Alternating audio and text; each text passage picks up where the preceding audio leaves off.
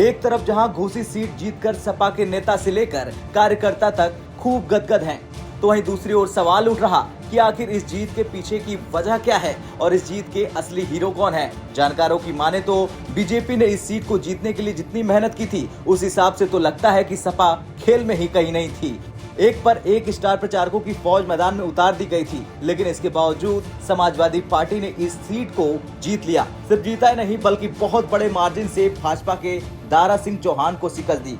भले ही लोग इस जीत के लिए अखिलेश यादव को बधाइयां दे रहे हैं, लेकिन सही मायने में इस जीत के असली हकदार चाचा शिवपाल सिंह यादव हैं। शिवपाल सिंह यादव जैसे ही घोसी पहुंचे, उन्हें इस बात का अंदाजा लग गया कि इंटरनल पॉलिटिक्स की वजह से पार्टी का नुकसान होना तय है। शिवपाल यादव ने सबसे पहले ग्रॉस रूट लेवल के कार्यकर्ताओं को बुलाया और उनके बीच की आपसी राजनीति को खत्म कर दिया। साथ ही उन्होंने ये भी कह दिया कि पार्टी के अंदर अगर किसी को एक दूसरे से मनमुटाव है तो वो उसे तुरंत खत्म कर ले और जरूरत पड़े तो सीधे आला कमान से बात करे।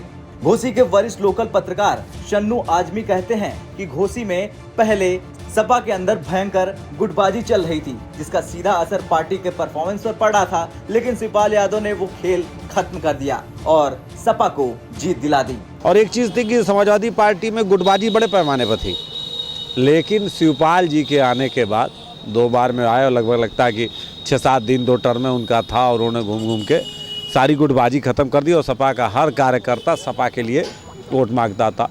तो ये रहा और पूरी तरह से जनता एक मूड बना चुकी थी कि उपचुनाव है और इनका चूँकि दारा सिंह की छवि जो है दल बदलू की बन रह गई है।